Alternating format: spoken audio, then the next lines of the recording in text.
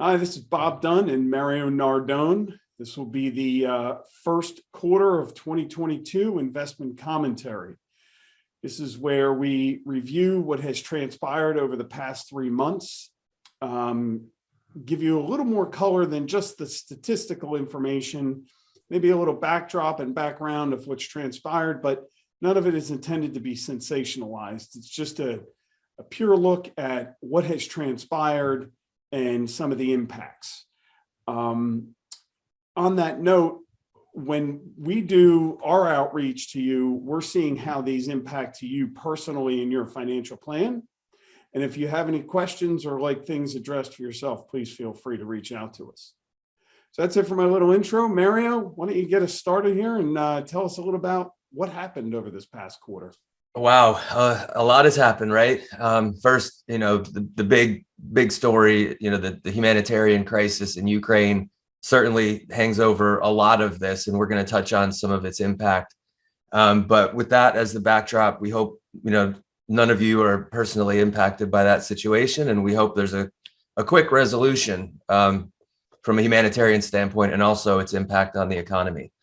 So why don't we turn the video off and focus on the slides, and we'll get going.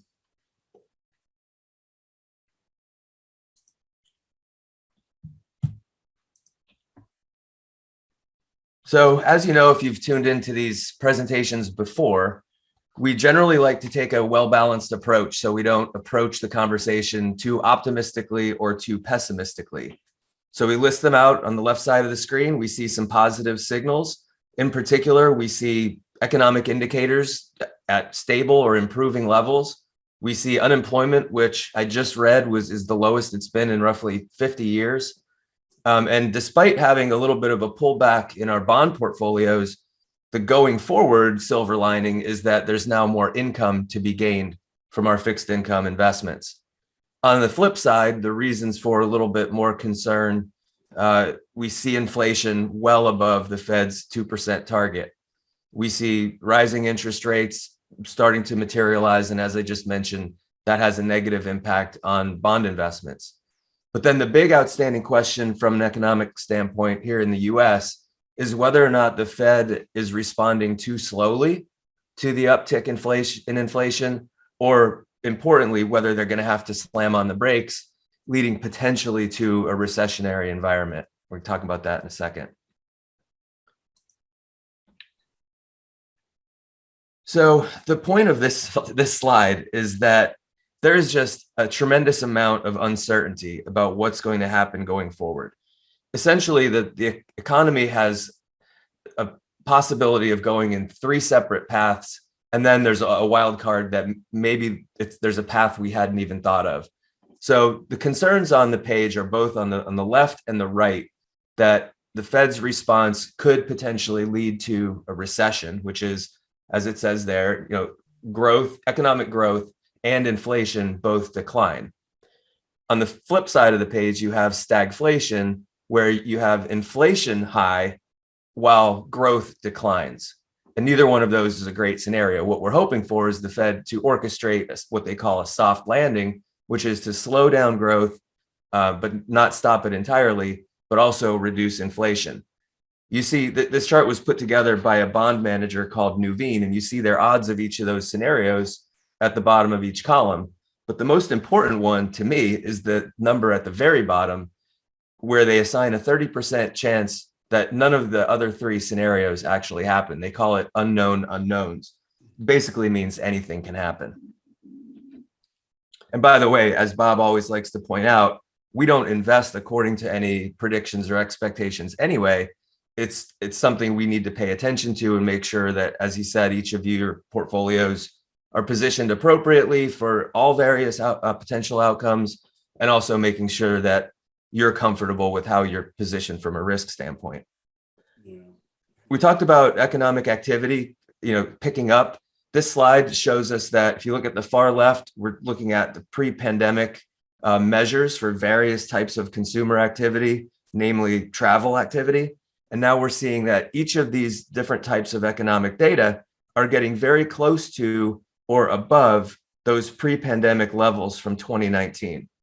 One thing I think is interesting about this is that what we're showing here are more service-oriented data, whereas we know during the pandemic, consumers still spent money, but we were buying more goods. We were spending more on home improvement projects and at-home entertainment. And now we're starting to go back to that service-oriented economic activity, which is incredibly important for the US because we are such a service-oriented economy as a whole. There's a lot of info on this page, but the main story is that it's showing you economic indicators. The top part are what are known as leading economic indicators. That means that if they are strong or improving, that's a good sign for things going forward. The group at the bottom are coincident economic indicators, meaning that these are all the things that generally inform us that our economy is running strong at that moment. So the key takeaway here is there are a lot more greens and oranges on the page indicating fair, strong, stable measures of this activity, and not too many weak or worsening indicators. Now, the one thing that I would say about this page is that the one serious negative has to do with consumer confidence and consumer sentiment. And if sentiment turns into action in the form of reduced economic activity from consumers, that could actually influence all the other indicators. But for now, it seems to just be sort of a curious disconnect between what's actually happening in the economy and how consumers feel about it. Yeah, Mary, I'm going to have you pause there for just a quick second. And you mentioned Sure. it in this couple slides before, and the fact about all the variables. And, you know, maybe we should have started at some point with the slide about what I know, what I know I don't know, and what I don't know, I don't even know. And what I'm getting at here is so many people try to prognosticate about what's going on with their investments and so forth. And, you know, we find that it's, and I bring this up over and over and over again, it's a multitude of aspects that go into shaping your investment plan and your financial plan and your cash flow plan. And anyone that's trying to predict or use this information as a forward-looking forecast or attempting of what's, you know, going to transpire in the market or make prognostications based on whether it's consumer sentiment, which I know that's not what you were doing,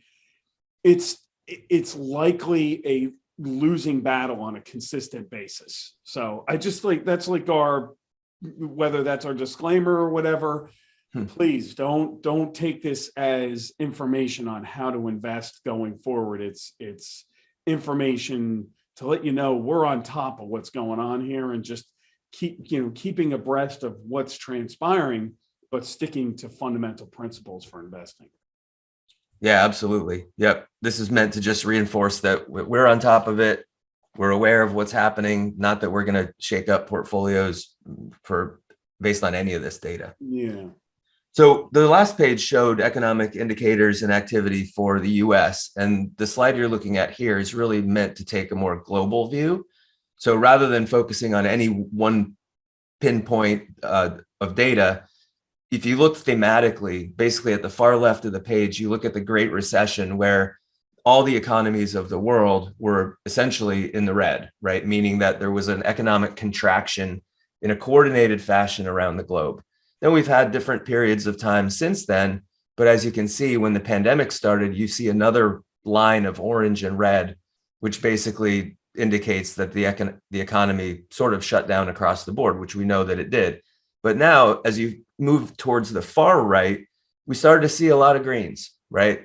Mostly economic growth, both from a service and manufacturing perspective around the world, with a couple of, struggling areas. But if you look at the very bottom right, you see the true story. And that is that Russia's economy and the shutdown essentially of exports from Russia, with some exceptions, has really hit their economy hard. And then that has actually been the cause of some of the other not so green indicators. For example, China being a big trading partner of Russia, getting caught up in some of this.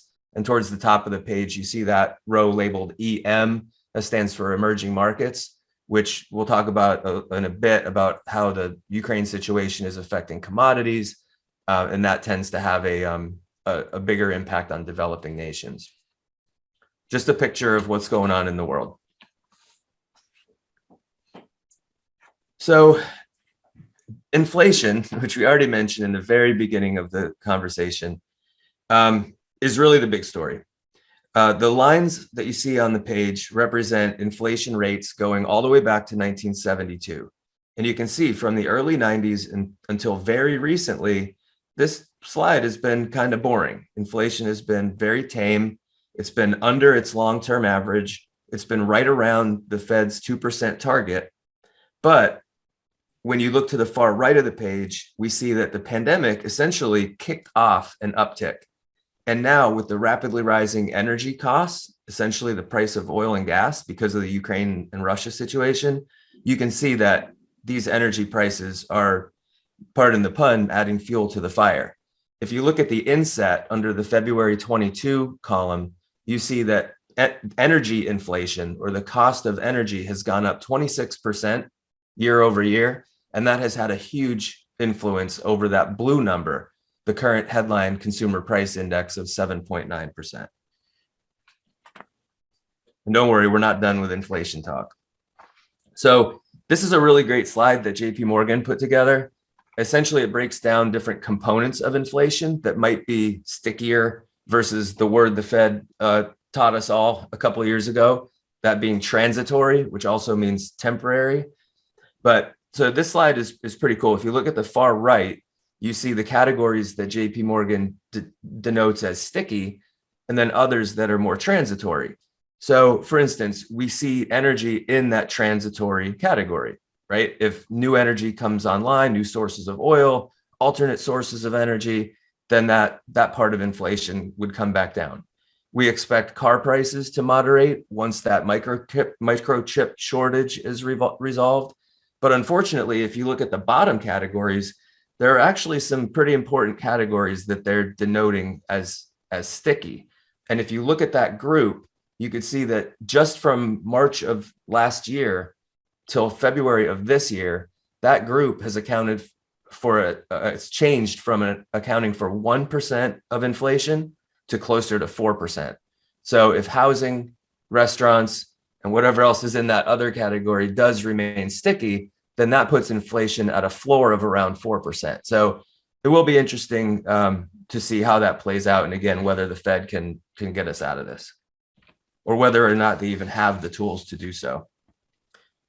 On the flip side, on a positive note, we've previously talked about inflation expectations sometimes being a self-fulfilling prophecy. And that's mostly because when people expect prices to be higher in the future, they tend to do their shopping now. And that increases demand and puts upward pressure on prices. But what we're looking at here is the change in consumer inflation expectations from 2017 at the far left till today at the far right. And what we see is that even though expectations are elevated, they're still around that long run average of 3.5%. So consumers are not expecting 6 or 7% inflation to last. And that's a good thing because it might not end up being that self-fulfilling prophecy. We'll talk about commodity prices a little bit. Clearly, anytime we talk about inflation, there's always a focus on commodities. They're the building blocks of pretty much every economic activity that there is, including the food we eat, the cars we drive, and things like that. So, anytime there's economic growth, there's always this talk about increased commodity prices, increased in inflation. This time around, we didn't have this huge increase in economic activity in the first quarter. We had stable and strong economic activity, but really it's all about the invasion of Ukraine. This has disrupted energy markets, which you see at the left side of the page. You can see energy component prices between 37 and 66% higher than they were at the beginning of the quarter. You see food stocks, food prices like wheat in the middle of the page. Ukraine and Russia accounted for something like 30% of wheat exports. So, you have a decrease in supply, you're going to have an increase in price.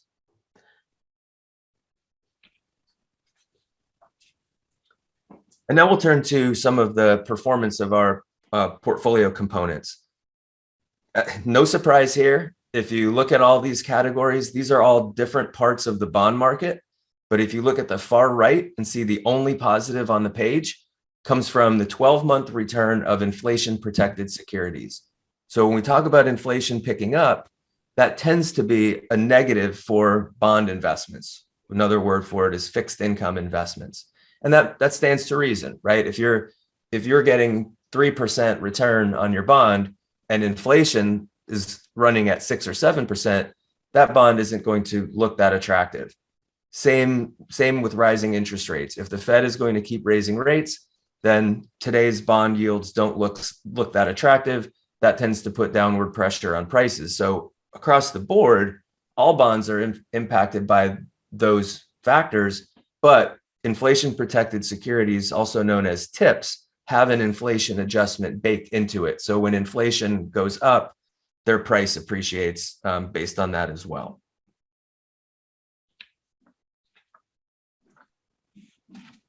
I already made that key point that when bond prices fall, their yield rises.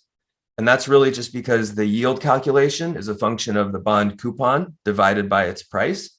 So price falls, yield goes up. Therefore, as I alluded to in the beginning of the presentation, as bond prices fell, as we just looked at on the previous page, that means that yields have increased. And on this page, it's reflected in the dark blue lines for all the graphs except the top right. Okay, the top left and bottom graphs represent what are called yield curves of various types of bonds here in the US. So if you look at that dark blue line, that's where they sat at the end of the quarter. And the other two lines were where they came from in previous quarters. So now our bond, essentially what this means is our bond portfolio is yielding more today than it was a quarter ago or 6 months ago. And while we had to suffer with that downturn in prices, we definitely want to collect higher yields going forward, and we'll eventually, in fact, fairly quickly, unless the yield curve goes up even more, we'll get back to even. One interesting thing that you might have picked up on, the media is really focused on it, that top left curve, that represents US Treasury yields. Typically, that goes from left to right, low to high. So anytime there's a point in the middle of the graph that dips down, or if the left side is higher than the right side, that's what's called a yield curve inversion. And you might hear that in connection with talks about recession. So we're here to tell you that it has been an indicator of future recession in the past when we've had an inverted yield curve, but it doesn't happen all the time, and it doesn't always have to predict a recession. And one major fallacy is that they do not cause recession. So there's definitely not an absolute behind that.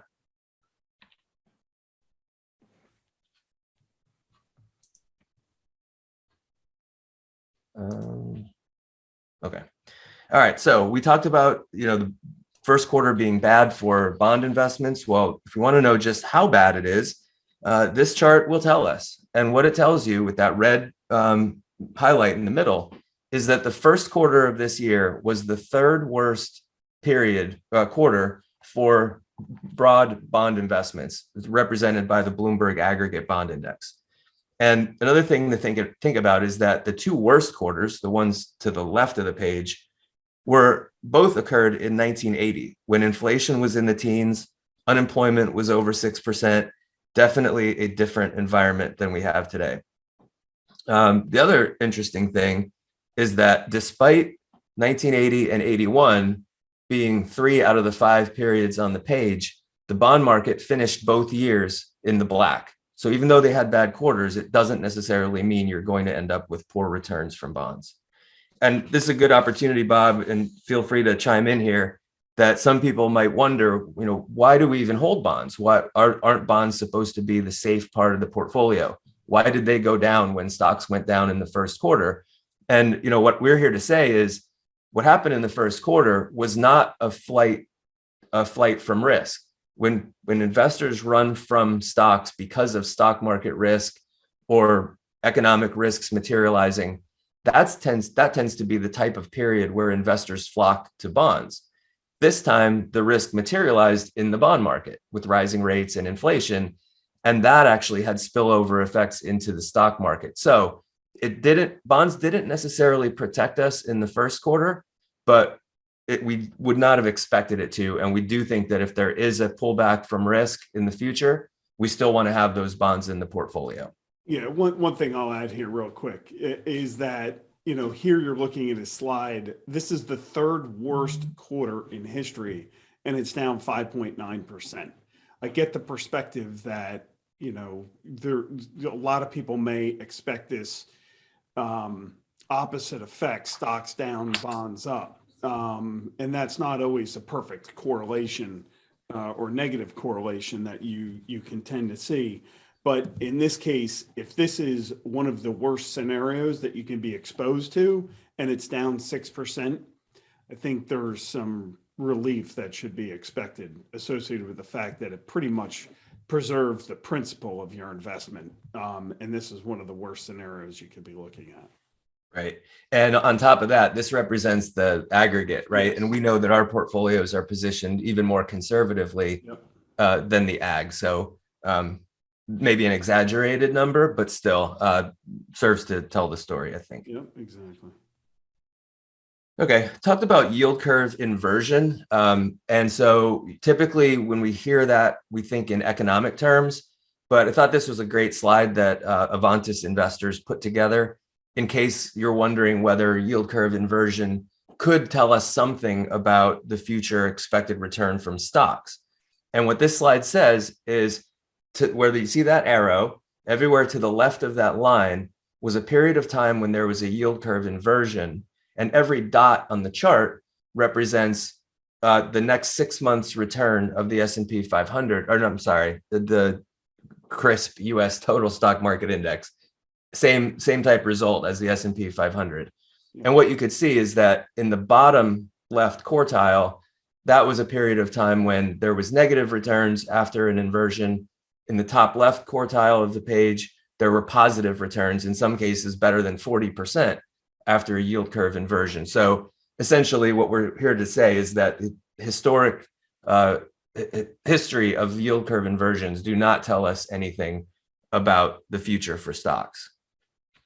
One other thing I'm going to touch on, Mario, that no one talks about, and I read the same presentation and paper from Avantis, is that on the other side, it talks about where the yield curve is, typically normal, if you will. And there's plenty of experiences where the market's down. So, it's just information. It's data points. People try and often extrapolate information from it that and normalize and think they have this, some type of guidance, but not necessarily anything that's true about it. So. Yeah, I think that you're right. That's where slides like this come from, right? Because somebody might have been looking for something, right? Yeah, what is this telling us? Is there a pattern here? And most often there isn't. Yeah, it's a bit of information, but it doesn't prove anything at this point. Yep. So as far as historical returns from stocks, we've kind of already alluded to this, that the first quarter, which is represented on the left side of your page, you see stocks were negative across the board for the US. But at the far right, you see that for the 12 months ended March 31st, you see that it was mostly positive. We like to think about stock market investing from a size and style perspective. So large companies versus small companies, and investment style, meaning value-oriented investments over growth-oriented investments. So you can see from that perspective at the far right side of the page, value has generally outperformed growth. And for the year, small cap growth has performed particularly bad. And in our portfolios, as you may know, or may want to talk to Bob and the team about, that's a part of the market that we really try to underutilize. Small cap growth has not historically provided strong returns, and we purposely underweight that segment of the market. So that has served us well in recent periods. This slide, I think, does a great job of putting stock market volatility into perspective. We just showed you a picture of stocks in the red So this one shows us that stocks are often in the red, right? The gray bars show us calendar year returns for the S&P 500 going back 40 years, right? Over that time, 32 out of the 42 years on the page, the S&P finished the year in positive territory. That being said, the red dots show you the intra-year declines in each of those calendar years. So despite such positive returns from stocks, we always have to be ready for a pullback. In some cases, 20% or 30%, or you see that big one towards the right side of the page, down 49%. Now that turned out to not be a great year for stocks, but there are some years where we had big declines, and most of the time we still end up in positive territory. Yeah, but again, sorry, Mario, interrupting, but there's a clear indication that as whatever transpires going forward here, that negative 38% was then followed by many quality years in the stock market. So those that got really nervous, and this goes back to investor behavior and not having all those elements, the plan, whether it's investment, financial, cash flow, people that got out of the market at that time and then were waiting for a signal to get back in. At what point did you do it there? And there's a good chance that a lot of people missed out on, the 23%, maybe 13%, and future years returns. So just wanted to point that out again, that there's the intra-year declines, but then at the same rate, we're looking for long term here. So if you can stay with a long-term investment strategy, it's typically going to provide you better outcomes than trying to time the market. Absolutely. So let's just turn to stocks outside the U.S. and we see a pretty similar experience, at least over the last quarter. You see that left side of the page, in particular, companies based in the Eurozone, they were challenged because of their proximity and interconnectivity to Ukraine and Russia. In the emerging markets category, we've seen issues with, Chinese stocks, which is still struggling to contain COVID and now potentially getting wrapped up in their relationship economically with Russia, has been challenging for Chinese stocks. At the far right side of the page, you see that frontier markets were a rare bright spot in equity markets, somewhat seeming to be an anomaly when we had emerging markets down, but frontier markets were up 9.5%. So just another example of how unpredictable the stock market is. I mentioned emerging markets earlier. Most of our portfolios do have exposure to emerging markets. So what this slide shows you is what the country weights in the emerging market index was back in 2007, which is the dark blue lines, and what they are today, or very recently in the first quarter, which is that more teal color. So what you see at the far left is that China's weight in emerging markets, and this is pertinent to the rate of return story, has gone from 15% to over 30% of emerging markets. And part of that growth has come at other countries' expenses, including what you see circled or in a rectangle there is Russia, who by middle of first quarter, its weight in the benchmark shrunk from 10% down to like 1% over that 15-year period. And importantly, now the keeper of that index, MSCI, has essentially deemed Russia uninvestable. So now there are no Russian stocks in any of the indexes, whether that's developed, emerging, or frontier. We rarely talk about non-US investments without talking about the path of the dollar. And that's relevant because if we have an increasing dollar, that actually hurts our return in assets that are based in other currencies. So if you look at the bottom graph here, you see that from the beginning of the quarter to the end of the quarter, the dollar had appreciated. So that was another contributor towards the negative returns from non-US stocks. Now, you may have feelings about the fate of the dollar versus other world currencies. We don't try to take a view on that either. Over the long term, currencies tend to balance each other out. It has to do with the interest rates that are being paid on assets based in those currencies. And we have no way to know whether the dollar will perpetually weaken or strengthen. So that's partially why we want to have some investments in non-dollar denominated assets.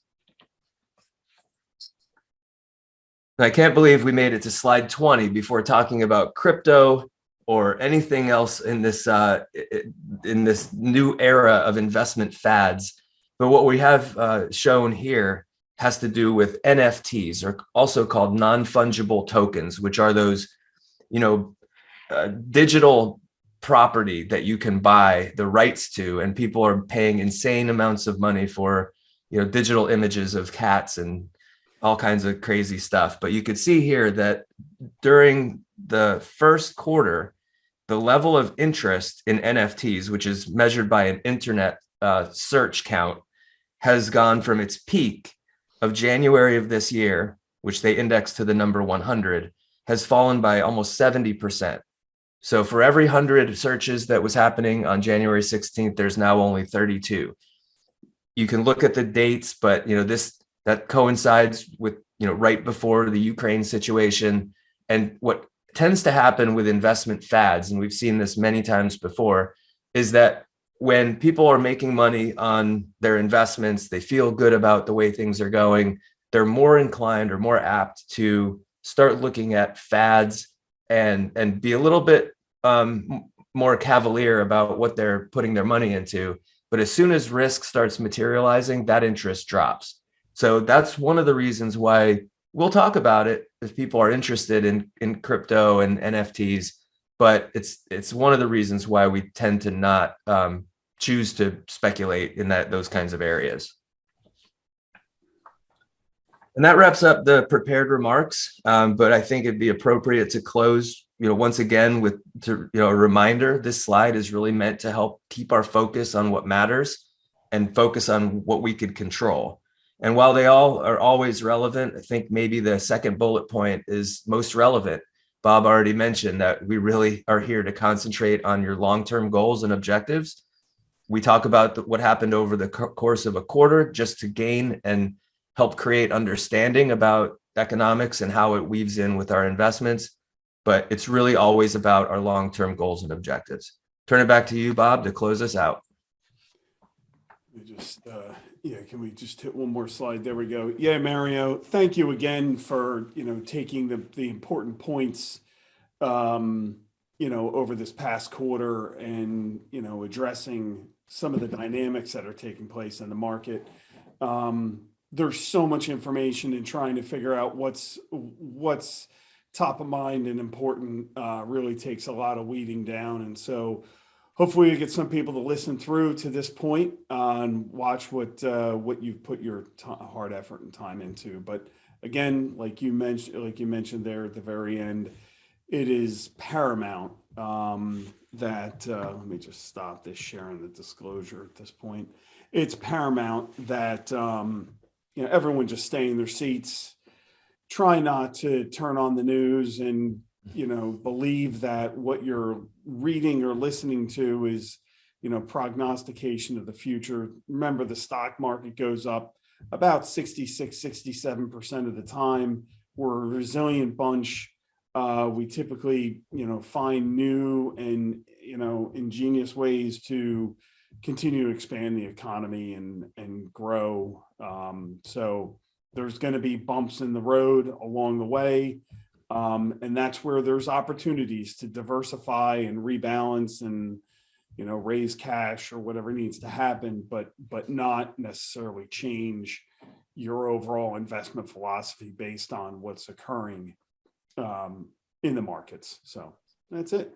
So thank you, Mario. I appreciate all the hard work. Thank you. We'll see you next time. Thanks.